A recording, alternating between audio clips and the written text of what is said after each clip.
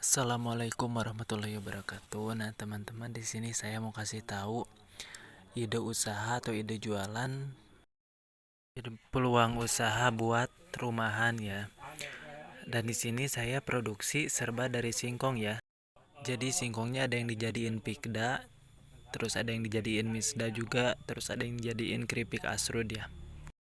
Nah, jadi sekarang saya sama ibu saya lagi ngebungkus salah satu produk yang terbuat dari singkong tadi ya, yaitu keripik asrud ya, atau disebut pikda asrud. Nah, di sini saya gunain plastik dolar ukuran 7x14 nomor 3 ya.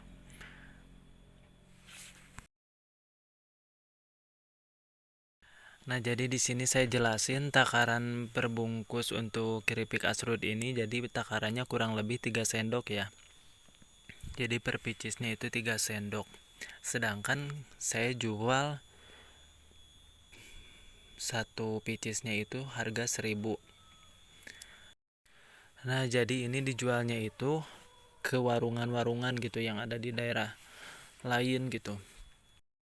Nah, jadi di sini saya kalau mau kirim ke warung-warungan lain, saya gunain jasa orang lain ya yang khusus bagian pemasaran.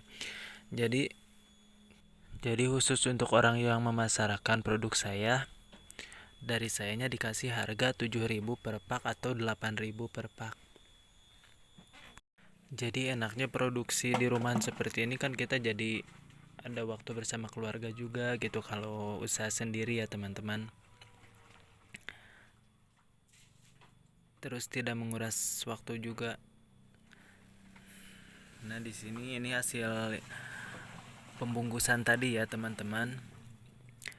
Nah, sekarang nih ibu saya lagi kasih label atau merek produk ya, jadi biar banyak dikenal oleh banyak orang gitu. Nah, setelah seperti ini, nah ini ibu saya lagi rapetin plastiknya pakai tradisional ya, masih pakai tradisional yaitu pakai lilin.